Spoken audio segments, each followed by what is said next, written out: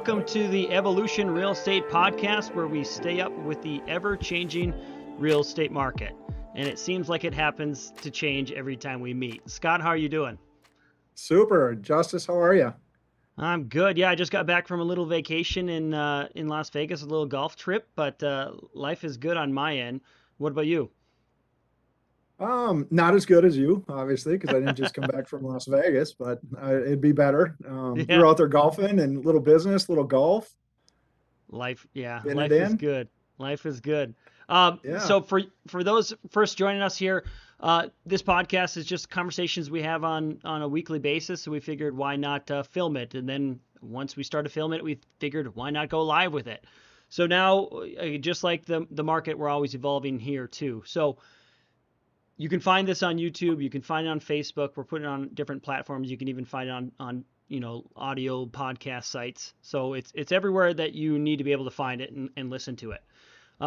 But today, normally we go through different topics and different market conditions. But today we have a little bit of a special episode. So Scott, why don't you introduce our guest? Yeah, thanks, Justice. I'm super excited to share with our guests out there as far as we're, a little bit different today. Like you had mentioned, we normally go through what's going on in the market, and we've got a standard format that we pretty much go through every time that we share.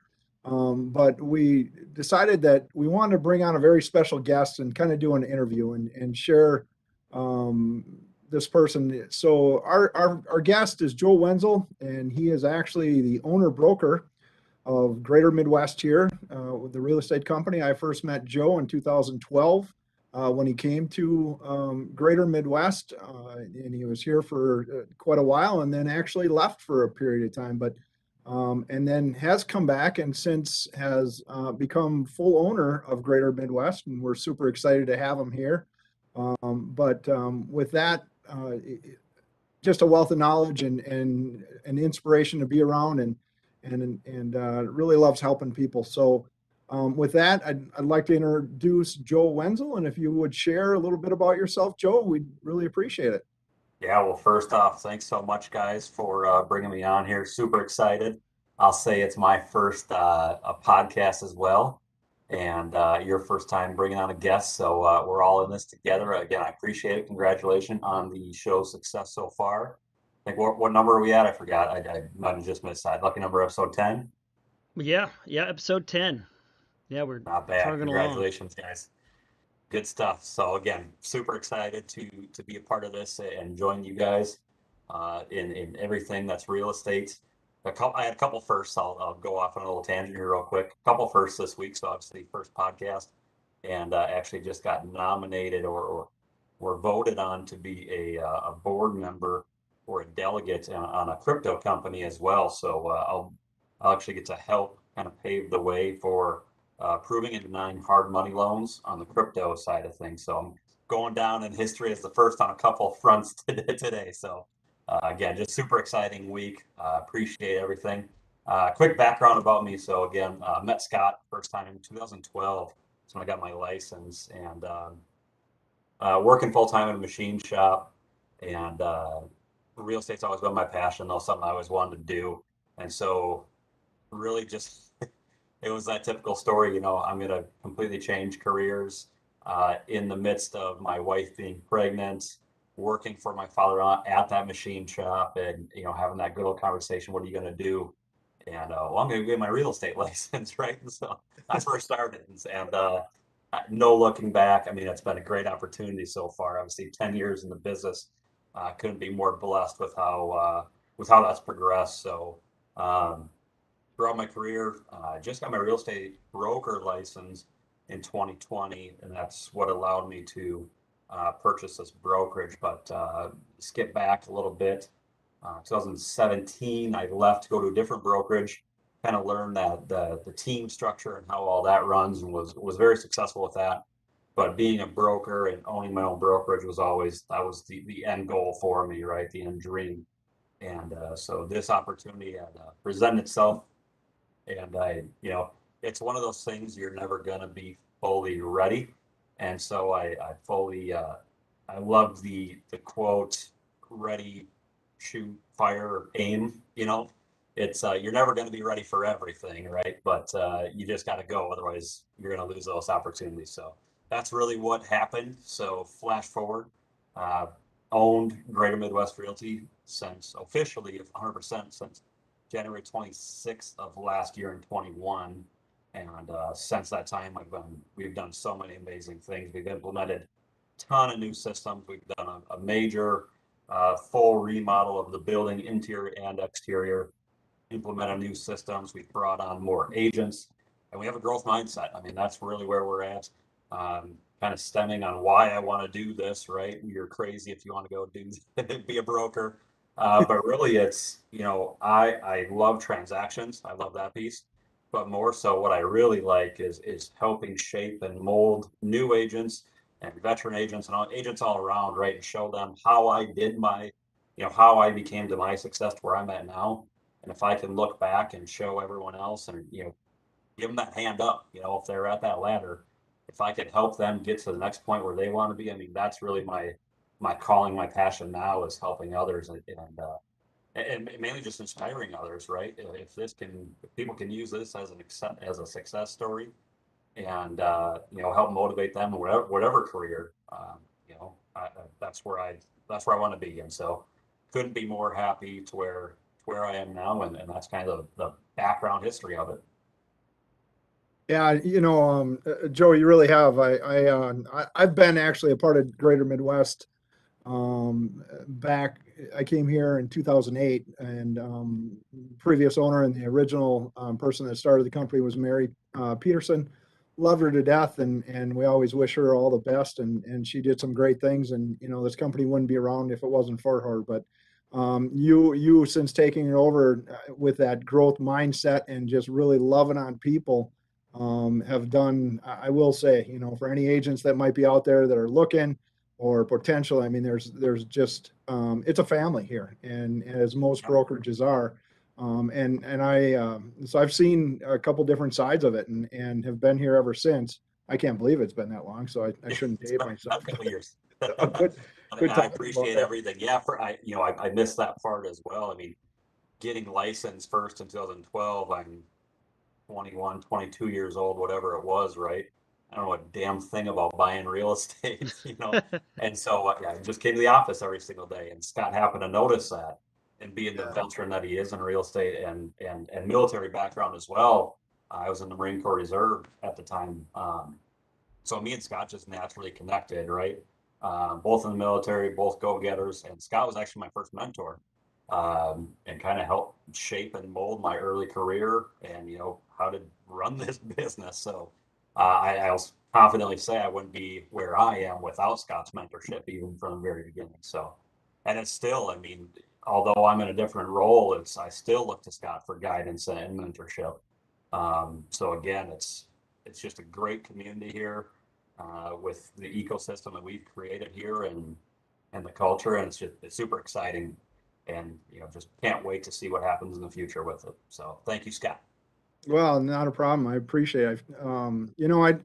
I too owned my own brokerage for quite a few years, and had agents, and there's just something about it, right? When you have people, and you've got a brokerage, and you got people that are working with you, and helping them in transactions and helping other people. When you're successful at doing that, there's nothing better, right? That's the ultimate, when you can really help a lot of people. So it's just paying it forward or giving it back, and I think that's pretty apparent around here, that I think a lot of us have that mindset. Let's all win. Let's like, Yep. um, Gophers coach, get in the boat and let's start rowing. Exactly. Joe, so So it's like fun. my question for you then would be, for those listening who might not know what a broker is, what's the difference between a broker and a realtor, and how do they relate? Yeah, great question, Justice. Really great question. So in Minnesota, the law is that you have to be a real estate salesperson, a real estate agent first for a period of 3 years. So you have to be underneath a broker for 3 years. At that point, if you want to go get your real estate broker's license, you can do so. It's a 30-hour course, and you have to pass another state and federal test. And so, really, what separates us is that now being a broker, I can directly supervise agents underneath me. I can open up my own company and my own firm. And that's the big difference. So we've adhered to another standard above, if you will, of just a normal real estate agent with our education and our, our commitment to supervise other agents underneath us. So yeah, great question. Yeah, you're basically directly responsible for the agents that their license are held under the brokerage and as being a primary broker. Yeah, so that's, training on forms, file compliance standards, ethics, everything. It's their responsibility, but it's even more so, it always comes back to the broker. So you take a huge level of responsibility. I won't say I don't have a couple gray hairs that I've noticed growing this past year already from some of the stuff. But I mean, again, it's what I signed up for. It's what I love doing day in and day out. I'll fight for my agents as long as I'm broker, right? That's what I'm here to do, and couldn't be more happy to do it. Joe, you're too young to have gray hairs. You don't have gray hairs yet. There's no balding in the family, at least. I keep a full set of hair, but there's some grays. What? It's gray. Scott doesn't know anything about that. Don't worry. Yeah, you don't know nothing about that, Joseph. Yeah. Exactly. Let's not talk about gray hair. Yeah. So yeah, no, I get it. I get it. That's the fortunate part in our family. We go gray, but we keep all of our hair, so I'm good with it. I can always dye that. Yeah. So, I guess another part that we really want to talk about, and what most people might want to know about, what's going on in the market. If there's some insight or tips or tricks that you can share of what you're seeing from your perspective as a broker. It's crazy out there, right? And so if there's any insight that you can share with our listeners as far as what's going on in the market, and we can maybe start on the sell side right now, and then maybe work our way over to the buyers and kind of work our way all the way around, and see what the trends are doing and where it's going. But what are you seeing, Joe? What can you share with the listeners as far as for sellers and Well, that presents itself now? Yeah, great question. I mean, the market, obviously everyone knows, you see it on the news, everything is seller's market. Demand is crazy. Supply is crazy low. It's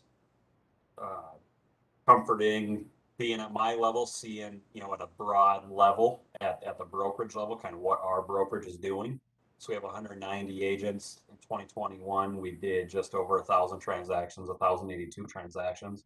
So I can kind of spot, trends in pending and active listings and sold and everything. So, I mean, really what I see this year is no change. I mean, still appreciating, homes appreciating to, pretty crazy levels. Even with these rates, I think the demand is still so high for buyers that, they're okay coming, if they have to come down, say, have less buying power because of a higher interest rate, that they're still happy to go out there and buy homes.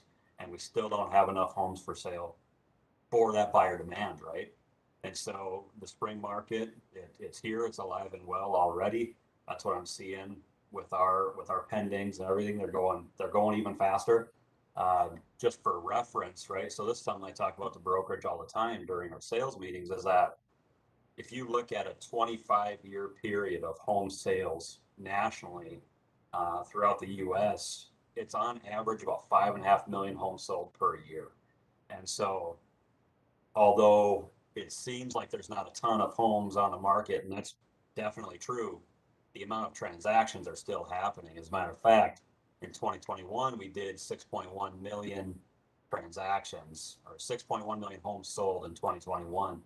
And that's the highest it's been since 2005 or 2006.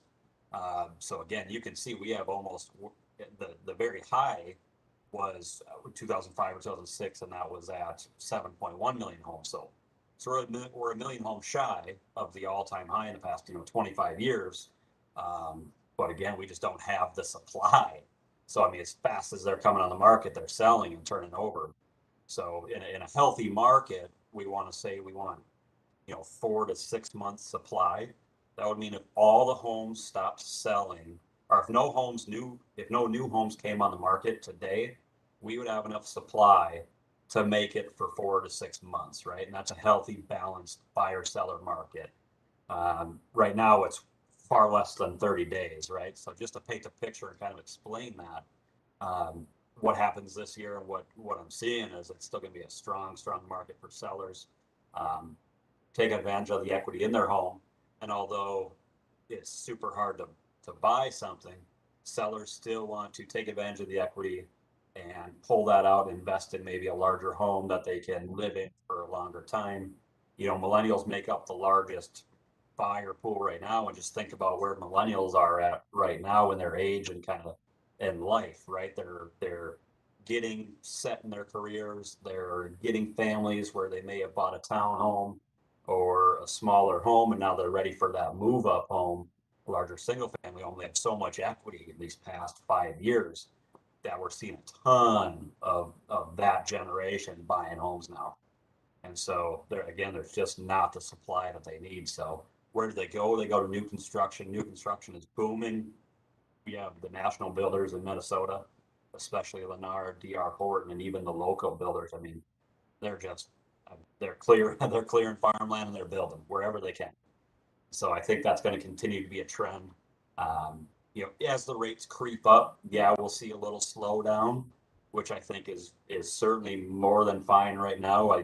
We've had a strong run all the way from 2012. Was our lowest year, and then we've just gradually gone up. And in the past few years, especially, we've seen record appreciation year over year on homes. So I get why the Fed is doing what they're doing with inflation and bringing rates up, and hopefully that helps us kind of gives us time to balance out the market, to get some more new construction out there, for sellers to understand that, hey, this might be the best opportunity in history for me to sell my home if I want to move. So hopefully, these rate increases that we're seeing, help us get to that next level where we can in real estate.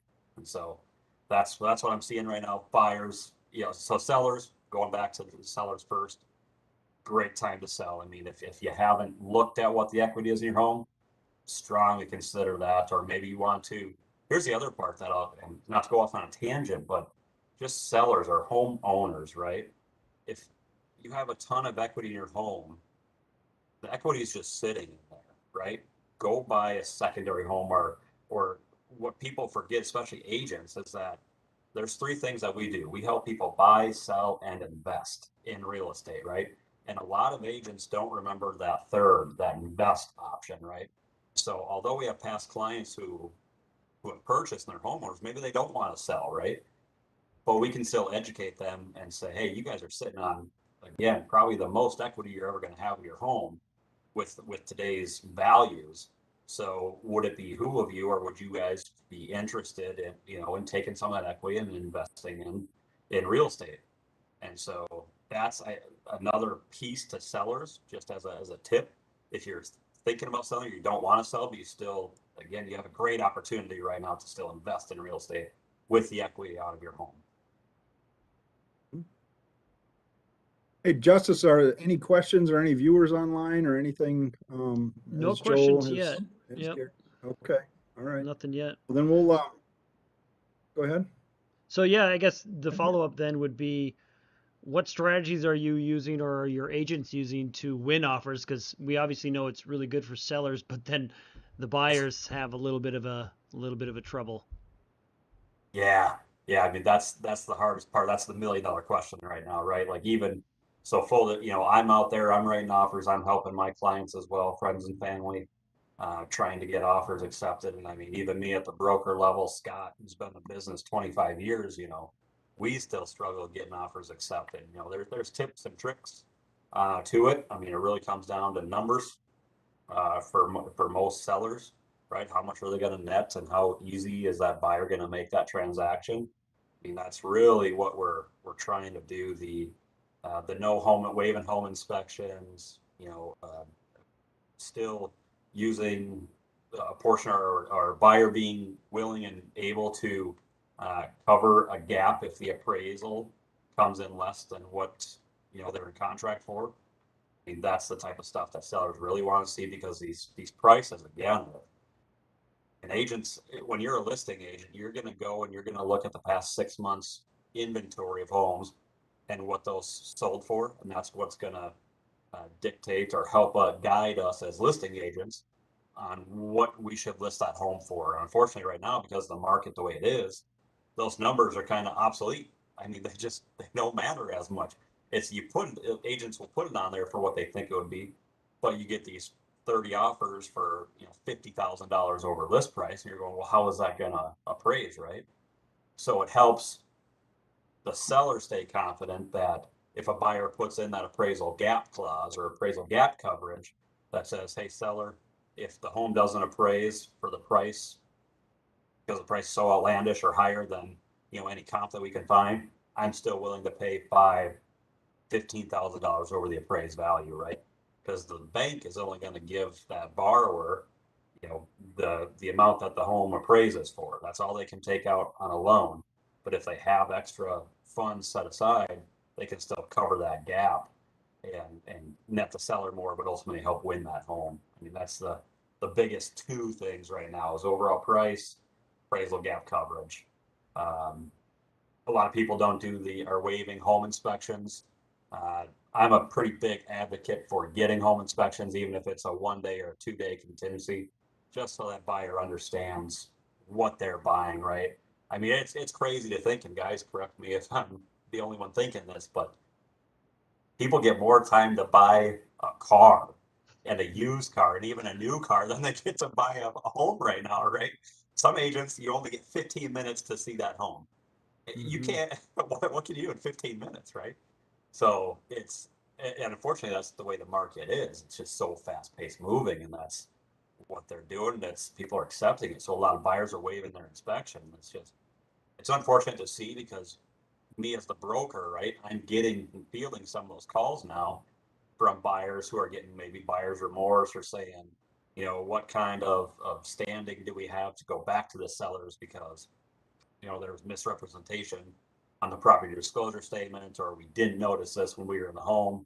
And, had we gotten an inspection, this would have been, identified and maybe would have changed, our opinion on the home, even if we wanted to offer on it or not. So I just encourage buyers out there to, one, not get discouraged. Two, always stick to your morals and your commitments and what you're comfortable with, right? An agent can never legally cannot tell you to get or not get a home inspection. So just know that if you're a buyer out there, I mean, we're all in the trenches with you guys, all of us as agents, the lenders, the sellers. I mean, it's a high stress situation right now because how fast paced and liquid, this market is. It's changing every day with rates, with inventory, with what's the best way to get offers accepted. So, I mean, yeah, it's an unfortunate part, but being a buyer right now, but I'd argue it's still a great time to buy. It's ultimately I won't say you'll never lose by buying, but you own that asset, right? So yes, the market may shift, and now maybe you have a situation like, oh wait, where you owe more on your home than it's worth. But again, look at those people who weathered that storm, from 2007 when the market collapsed, and then 2012, and they've continued made those payments. History shows they still were okay. As long as you kept making those payments, you still have that equity in your home, and you let the market rebound. So for those folks who are on the sidelines right now because rates are too high, or we think we're in a bubble, the market is the market. It's ever changing. It's like the stock market. It's everything. It's lumber. You just gotta get in the market, and that time in the market beats timing in the market. It's a little stock quote there, but it's the same can be said with real estate. Get in there, get your equity, and keep going. Well, if nothing else, Joe, I mean, if you're not, there's multiple ways, through appreciation, depreciation, you've got, you know, um, as you're buying down your mortgage, if nothing else, it's a pretty good savings account. You need somewhere to live anyway, right? It's one way to look at it. And yes, I would definitely agree that the longer you're there, you're going to weather the storm, and eventually, and or historically, real estate has always went up. Right. Years after years or whatever. And I mean, a house just simply does not cost the same as it did 25 years ago, and nor will it in another 25 years. So, None of us know exactly the ebbs and flows of the market of what they'll do, but you know, and could it take a somewhat of a dip? It could, you know, but traditionally over the long term, you know, it just keeps going up. We've got population, you know, a lot of things that come into play with that too. So it's but 100% agree. You still need somewhere to live, you Yeah. know. Yep. So Still got, definitely. you know, the older generation, they've raised their family. You know, if they had a family, they raised that family. They're ready to downsize. They're empty nesters. So you're going to see even more of a swing or potentially homes listed uh, as those folks, one, leave Minnesota, go to, you know, if they want to be snowbirds and get the heck Hmm. out of here. So hopefully that opens up some inventory in our Minnesota market. Certainly we could use that. That's But a good other than that, transition. it's still, Uh, again, great time to buy. Hopefully what I see with rates, you know, and Justice will speak to this too, obviously. Um, what they're projecting for this year is, you know, again, last year, 2021, 6.1 million homes sold. They're projecting this year we are going to see a decline in overall homes sold to 5.8 to 5.9 million homes sold. But So then you'll when you're see talking about that, Joe, 2023 I don't goes mean to back up. interrupt, but that's throughout the country, right? You're talking country numbers, Correct. not just in Minnesota. mm. Correct. Yeah. Correct. Yep. Throughout the Yep. country. Yep, Yep. annually. Sorry. So, yep, annually across the country, And okay. 6.1 homes sold, 2021. This year, a little dip, 5.8, 5.9 million homes sold. But then in 2023, we're projecting that we're going to get right back up to that 6.1, 6.2 million homes sold.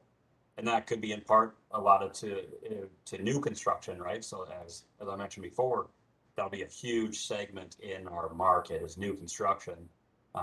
Because again, we just need more new housing starts. We don't have enough inventory out there. And then part of that is just the lack of new builds several years ago after that crash. A lot of builders got burned and went, you know, into different industries. And there was a period where no construction was happening at all. So the new construction industry is just playing catch up, right? So as these rates rise, hopefully that allows builders to kind of keep building as fast as they can and get some more inventory out there for next year in 2023. Mm. Yeah, I mean, all of this is a good segue to like, what do you see happening in the market in the next few years? You know, later this year, you know, we have our own predictions in the mortgage world. Crystal ball says we're going to hit 5.5 potentially, you know, later this year, Yeah. and then we could dip down into the threes next year if all goes well. What do we see with the housing market and stuff for the next years to come? Right. So there might be a little wave or a little lull, a little correction, right? As rates rise, you get little buyers get, you know, they just a little sticker shock, if you will, on you know, that monthly payment. Just know, like Justice said, there is, you know, projected or hopeful future relief where we'll see a refi boom, right? If rates are at 5.5, but now they come back down to 4 or 3.5 next year or in 2 years, you know, we're going to see a huge refi boom. And that's, you know, that's kind of just hunker down, shelter in place if you're buying right now on your rate. But just know and hope that what we're seeing is that rates will come down. You'll have that opportunity to even refi and get that better rate in the future. So, I mean, I'm pretty much right in line with what I'm seeing on that too. Um, Short of, you know, a huge stock market correction or heaven forbid, a war, you know, that comes up and really impacts everything. But short of that, I see kind of the par for the course on how it's been the last couple of years, right? Inventory stays low.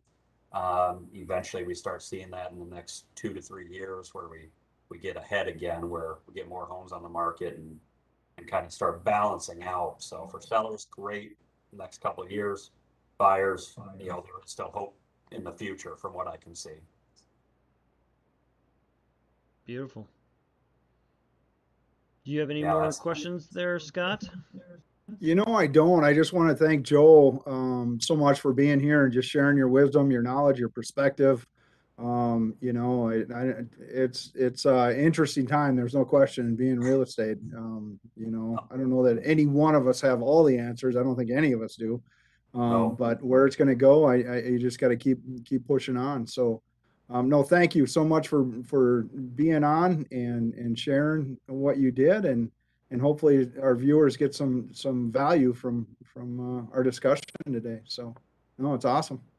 Hey, my pleasure, guys. It's been Been an absolute pleasure. Again, thank you for allowing me to be the first.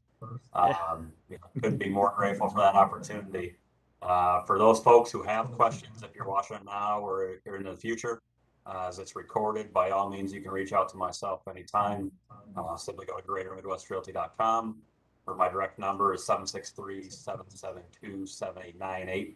If you're all even interested in getting a real estate license, here's a little shameless plug, but at Great Midwest Realty, we have, and a lot of people have gotten a real estate license in the past couple of years who have been displaced with, COVID and getting new jobs or entertaining that opportunity to get new jobs.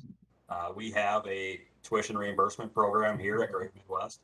So you go and you make that investment yourself to get your real estate license. You come to GMR, and upon your first transaction, we actually reimburse you for all your courses and your test. So you've gotten your license for free. So for those folks, even again interested in a career in real estate, just know that opportunity is out there, especially here at GMR.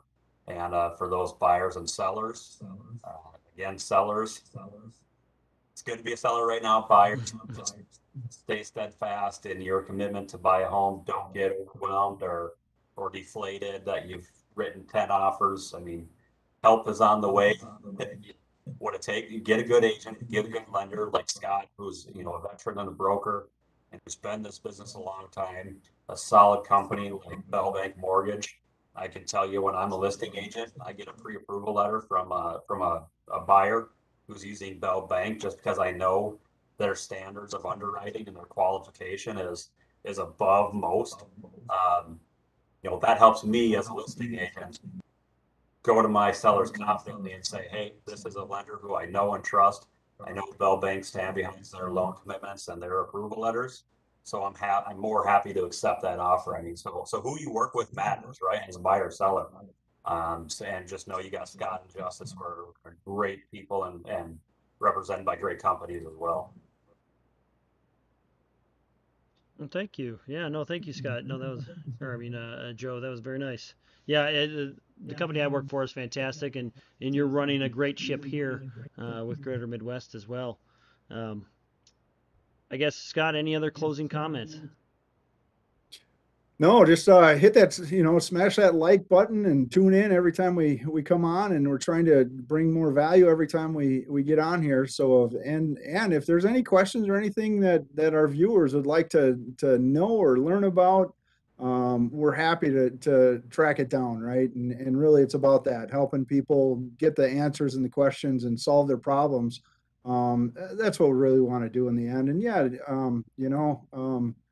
it's just really about that. So whatever we can do to help, by all means, reach out, and we'd love to help you. So beautiful. Well, thank you, Scott, and thank you, Joe, and thank you everyone for watching and listening to the Evolution Real Estate Podcast, where the evolution never stops.